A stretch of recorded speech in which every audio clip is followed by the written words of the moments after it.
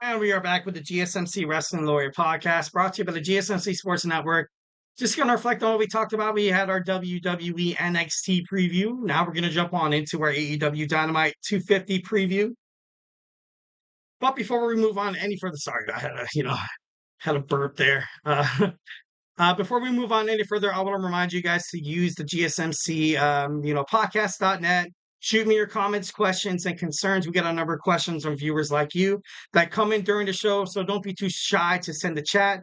Tell me how you're feeling. Tell me what you like. Tell me what you don't like. Just give me your feedback, your comments, questions, concerns, everything in terms of professional wrestling, so we can have a nice, knowledgeable analysis of a segment, of a match, of a heel turn, or a title change.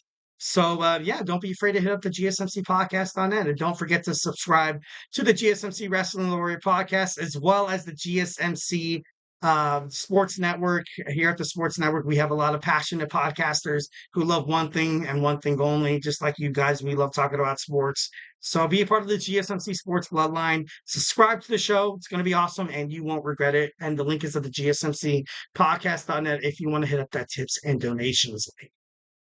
So next, it's Wednesday. You know what that means? AEW Dynamite 250 is live at Little Rock, Arkansas. I'm excited. I can't wait to watch it. Can't wait to see what, with the matches you see tonight. There's no doubt in my mind that, you see, as a wrestling fan, and I know I've, kind of talked about steering away from comparing yourself to WWE, but you see, Monday Night Raw 100th anniversary, Monday Night Raw 75th, SmackDown's, 1000th episode, yada, yada, yada. You can't help but to think that, this has to be big. This has to be big. And we have a lot of great matches tonight. Let's dig on into them. We have 3 title defenses.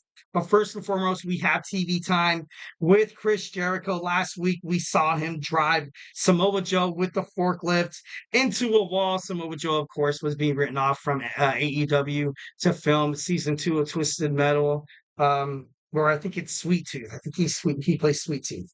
The learning tree is becoming increasingly diabolical every week, inside and out. And I like it. I got to be honest. I'm not this, huge Chris Jericho, face kind of guy. Chris Jericho's never really been a face within his whole entire career. He kind of had a little bit of a run with Kevin Owens, but he was kind of like that. He was kind of like that, stuck in the wrong place at the wrong time, where he's like, you just make the list. But, now you just see Chris Jericho. I don't know. As the FTW champion, he took it from Hook. I think it's Double or Nothing. I believe it was Double or Nothing. But Chris Jericho has done a lot for AEW. From the beginning of AEW, Chris Jericho was there. Even when times were rough with AEW, Chris Jericho was there. And even now, when ratings are going down to 500,000 viewers, Chris Jericho, although he's one phone call away with Paul Levesque, Triple H, he's still there. So Chris Jericho, obviously still a very much respectable superstar, the FTW champion. Could probably expect Hook and Shibata, interfere within his segment tonight. Next, we have Mariah May. Mariah May speaks. The Owen Hart Women's World Cup champion speaks about what exactly happened. Totally demolishing, totally just, oh my God, destroying Toni Storm. Destroying Toni Storm, her protege, her mentor. I can't wait to see what she says tonight on Dynamite. I can't wait to see when Toni Storm comes out. When you see blood in WWE or in AEW, WCW, ECW, it means that the promo was a big deal. Obviously, when you saw the promo between The Rock and Cody Rhodes heading toward WrestleMania, you knew that these guys were getting it personal. This was going to be really, really bad because you introduced the concept of blood, which means, once when you break someone's blood, bust them open, it's personal. It's extremely personal. And Mariah May did that, let alone a woman busting open another woman, shoving the the heel of the high heel into the wound, just gushing blood, gushing just this gory blood just flowing out of Toni Storm's forehead. This is something AEW has done. I feel like ultimately pretty well, in my opinion. I got to be honest. I love the way AEW, they do promos and stuff like that. Obviously, gives me like a like a nostalgic WCW, maybe like an ECW kind of feel. But Mariah May is a star. She's been a promising star. She's definitely one of the futures of AEW. Toni Storm is, when it comes to professional wrestling, you always have a long title run. You had a long title run with Gunther. He lost to the Sami Zayn. You had a long title run with Roman Reigns. Lost against Cody Rhodes. Then they kind of, took a vacation. I think right now that's what they're doing. I feel like Mariah May, although it is about a month and a half until AEW All In at Wembley Stadium, I feel like that's what they're kind of heading to. I think Mariah May will represent the women's division. 1,010% love the, after winning the Own Heart Cup Championship, and she's going to address the attack on Toni Storm. I can't wait. I can't wait to watch it. Next, we have Mercedes Mone, the champion, taking on Nyla Rose, defending her TBS Championship. Nyla Rose is big. She's very big. Like, and I don't mean that in a disrespectful way. Obviously, this girl could throw me across the room and, teach me a lesson. But, Nyla Rose she's no one to be, messed with. I'm not the woman to mess with, Nyla Rose. Nyla Rose, Mercedes Mone tonight on AEW Dynamite 250. Will Mercedes Mone retain her TBS championship, or will we see a new TBS champion tonight on Dynamite? All right, next we have champion versus champion. We have Swerve against Kazuchika Okada of the Elite, the Continental Champion going against the AEW World Heavyweight Champion, the captain of Team AEW heading toward Blood and Guts. And you have Kazuchika Okada, obviously the MVP of the Elite, not like the Young Bucks. The Young Bucks have within their matches, I feel like has been a little, diminished their value in terms of tag team wrestling. They kind of rely on the same moves. I read an article. I watched an interview from The Undertaker, who was kind of analyzing what the Young Bucks do. And it's true. They just, recycle the same old, trash and BS. Same old new super kick after super kick after super kick.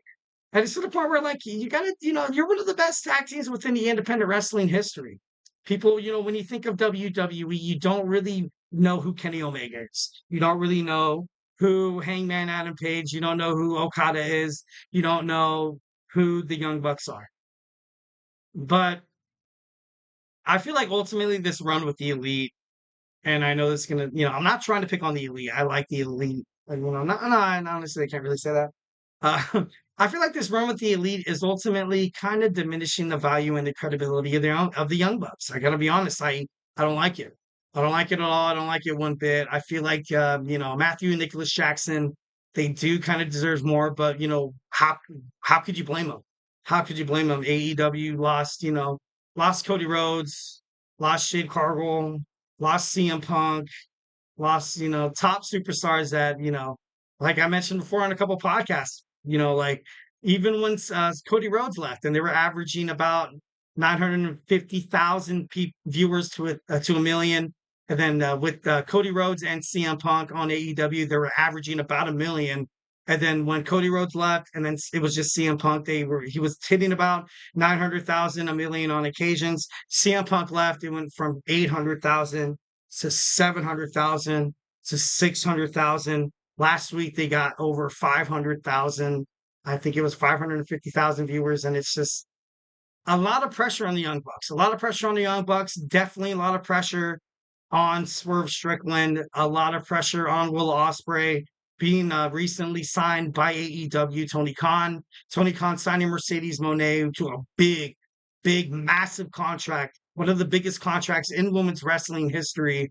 So, a lot of pressure on these new superstars that came in. Should be interesting to find out how this kind of applies to AEW Dynamite 250 tonight. So, obviously, waiting on pins and needles to see heading toward Blood and Guts. You have, Swerve Strickland. Swerve when I drive. Yes, a swerve when I drive. Yes, swerve when.